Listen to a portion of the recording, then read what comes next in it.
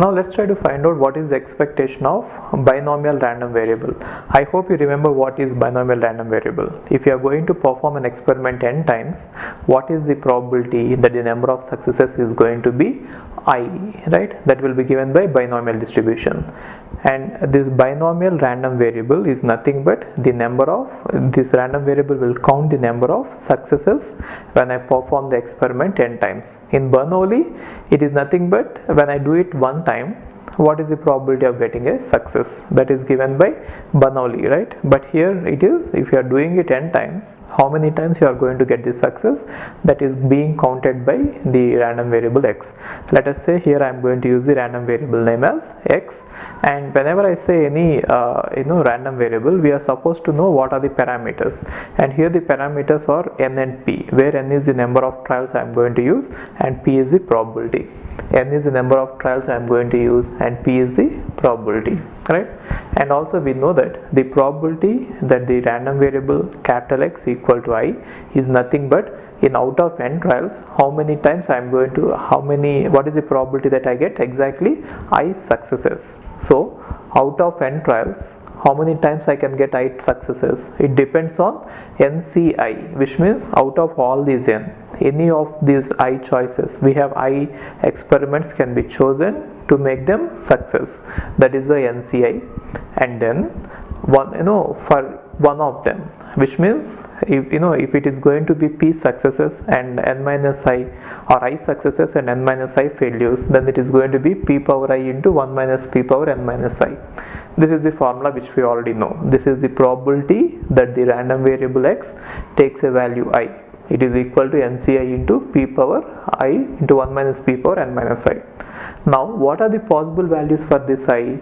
We know that if you are going to perform the experiment n times, then the number of successes can be either 0 or 1 or 2, so on n, which means I can take a value from 0 to n. Got it? So now using this knowledge, we want to find out what could be the expectation. Now I told you that in case of discrete random variable, and in case this is a discrete random variable, one of the discrete random variables. Now in this case, we have to multiply the value with the probability, right? Every I has to be multiplied with p of I, and if I add them all, then I am going to get the expectation. Now see this. Expectation of this random variable is sigma I equal to 0 to n I into p of x equal to I. Now what is its value, and then what is the probability that this particular random variable x takes that value. See, I am going to explain you the proof. Proof is not required, but just for the sake of understanding I am doing it. In case if you don't understand it, leave it, but remember the final answer. In exam, final answer is useful. Okay, so now see this. But it doesn't mean that you stop the video now and just directly note down the answer. No, just watch it. It will be interesting. It might be useful for you in somewhere in some other subject also. See this. Sigma I equal to 0 to n I into p of x equal to I. We know that p of x equal to I is given by this formula. Just now I have shown you that. Now I is multiplied with this, and in this equation I am going to expand this term. This particular term NCI is nothing but n factorial. I is already there, that is why I am writing I from here to here, and then n is this formula is nothing but n factorial divided by n minus I factorial into I factorial, and this one is same. I have written, I didn't do anything much. And now if you observe it, here there is I and here there is I factorial. Now we can cancel out one of them, right? Which means if I cancel out this, I will get I minus 1 factorial. That is what I did. I had taken this I and cancelled out I from here. That is why I got I minus 1 factorial. Got it? And now I want to apply some modifications on this. I want to simplify it so that I can reduce it. So what I am trying to do is, from this n factorial, I will pull out n. Since n is independent of I and sigma is based on I can pull it out, right? And similarly from this p power I, I'll pull 1p out. Then what I get is, if I pull one n out, in place of n factorial I get n minus 1 factorial, and if I pull out 1p out, in place of p power I get p power I minus 1. I didn't do anything, simple things. Okay, and the remaining I written it as it is. right? Now what I do is, see this, here there is I minus 1 and here there is I minus 1. Just to simplify it, I want to substitute, in place of I minus 1 I want to substitute k. Let I minus 1 equal to k or k equal to I minus 1. Then I want to modify all these terms, right? This term is not going to change if I substitute it. That is why I directly write it here. This term is not going to change because it does not contain any I. That is why I have written it as it is, n minus 1 factorial. And then this term n minus I, this is going to change, and I minus 1, this is going to change. What should be written in this I minus 1? I minus 1 is equal to k. Therefore just write k factorial, which means this term. Okay, and here also I minus I is there, so just write k, right? And now what about these two terms, n minus I and n minus I? How to change these two terms? In place of I you substitute k plus 1. In place of I you substitute k plus 1. Then what do I get? N minus k minus 1. That I just write it as n minus 1 minus k. Why? I'll show you later. Are you getting this? In place of I am substituting k plus 1. Now that is going to be n minus 1 minus k. Got it? And here also I get n minus 1 minus k, right? And now what about these bounds? How does this run from? Initially I was running from 1 to n. Then what will k run from? If you want to find out k, see this. K is nothing but I minus 1. Now when I is running from 1 to n, then what happens to k? In place of k, if you want to find the lower bound, where does k run from? You take the lower bound of I and you substitute here, which means if I substitute 1 here, I get 1 minus 1, which means 0, which means k will run from 0. And in place of upper bound, if you want to find the upper bound, you have to put n. And if I substitute n, I am going to get n minus 1, which means when I is running from 1 to n, k will run from 0 to n minus 1. That is why 0 to n minus 1. Now if you observe this one, if you observe this formula, how does it look like? This factor can be written as n minus 1 ck, isn't it? N minus 1 ck. N minus 1 ck. Why? Check this.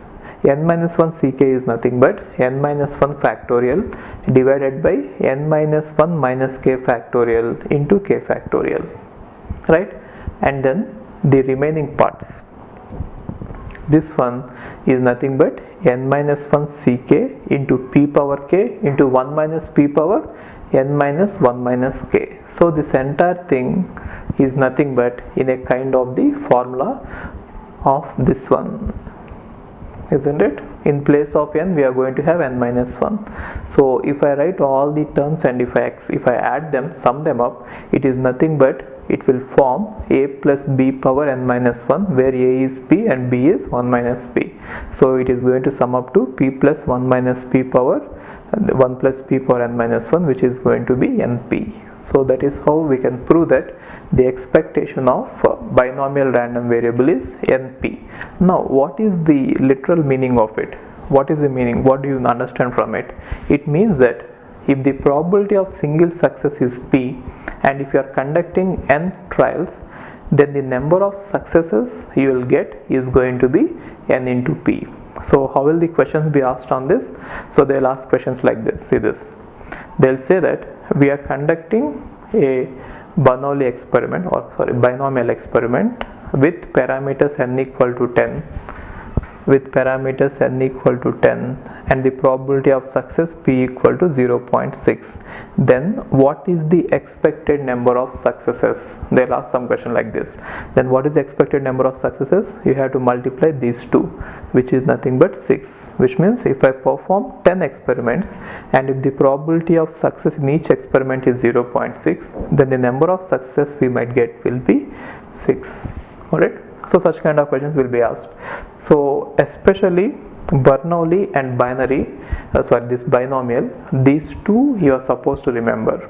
In case of Bernoulli, the expectation is P, right? In that one, what the question will be asked is, how many trials are required? What is the expected number of trials to get a success? That is nothing but 1 by P. And in this case, what is the number of success or expected number of successes we will get if we perform these many experiments with this probability? It is nothing but NP. These two are the only questions which might be asked from this topic, even though we are going to discuss the complete, for all the for all the random variables we'll see this topic expectation, but still these two are very important coming to gate. Okay, but then even though questions are not asked, we shall not skip those topics, so please don't skip those topics. They are not very important, but still don't take any risk. Okay. Hi, if you are planning to do masters, then doing masters abroad is better than doing masters in India. I'll give you all the reasons. So, first reason is, out of 1 lakh students who take GATE every year, there are only 500 seats in old IITs. So all the IITs put together have an acceptance rate of 0.5%, and IITs, universities better than IITs, they have very good acceptance rate like 30%, 40%, but all the IITs put together have an acceptance rate of 0.5%. And if you are working hard to get into IIT Bombay's ranking is 177 and IIT Roorkee's ranking is 400. If you are happy to get into IIT Roorkee, then getting into universities better than IIT Roorkee is easier compared to getting into IIT Roorkee. And looking at the salaries for computer science, for software jobs, if you have done your masters in computer science in US, the salaries are ranging from 80 lakhs per year to 1.2 crore per year. So even if you take an average of 1 crore per year, your savings will be much higher than the salaries in India. After taxes and your cost of living, you can easily save 40 to 50 lakhs per year. And in India, the maximum jobs that you get is around 30 lakhs. So your savings will be much greater than the salaries in India. And these are all the services that we provide. University shortlisting. So depending on your profile, we will shortlist what are the universities that you have to apply, and statement of purpose building, and then LOR guidance, and GRE and English test assistance, and education loan assistance. So you don't have to have any collateral, which means without any security, now you can get education loan. Getting education loan is very simple these days, and whatever the amount of fee that you have a range of universities. You can apply for 10 lakh universities, 20 lakh universities, or 50 lakh universities. But whatever it is, you are going to get complete education loan, and you can pay off your education loan in 1 year after you get a job. And then we do visa assistance, mock visa interviews, and then connecting with the university alumni. So now you might ask why we should join Game of Visas. So the answer is, we have 90% success rate, 99% success rate. And these are all the destinations that we guide the students to. So we guide students to any country that you want to go. So now it is not just USA. We guide to UK, Germany, Australia, Canada. So we guide students to all the countries. We work with all the destinations. And if you are interested in going abroad, you have to just drop us a message on this WhatsApp number 9494 555 454. Okay, thank you.